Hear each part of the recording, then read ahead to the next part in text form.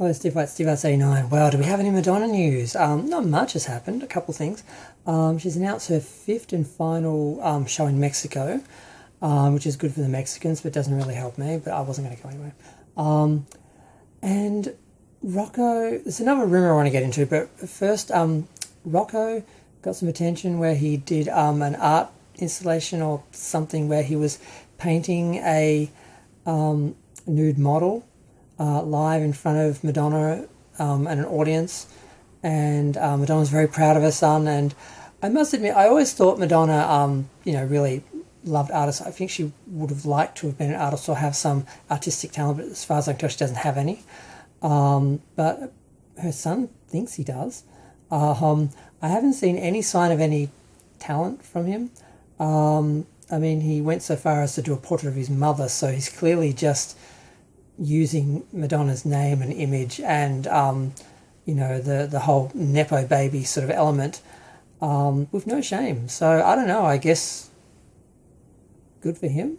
But it seems like neither of her children have any real talent and neither of them have any ability to get out of her shadow. So that's a bit sad. But he looked cute though. That's all I can say really. Madonna looked hot. She looked great. Whatever damage she did with the fillers that she got for the last award show have well and truly recovered, and she has like a normal face with cheekbones, and she looks like a human being and not a bloated alien, so she looked really good.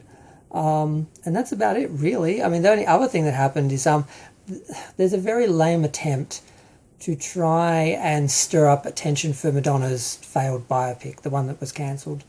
There was a really shameless gay article. I think it was from Queerty, whatever it's called.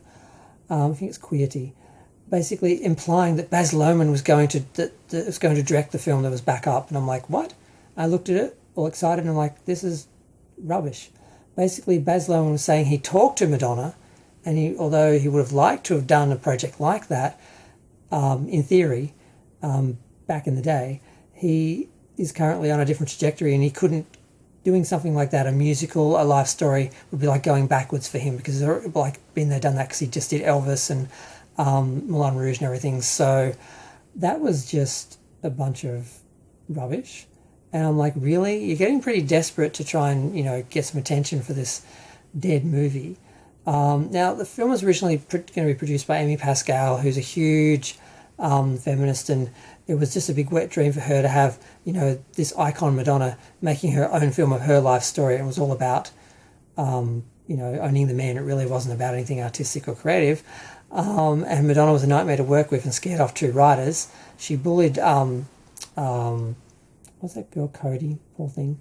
She bullied her, and then they got another older, more mature actress in who lasted about 2 minutes with Madonna. And at the end of the day, she's the only one who's going to tell her story, and no one wants to hear her version of her story because it's not going to be objective, it's not going to be interesting. She needs to step back and let someone else make the movie, because it won't be a good movie.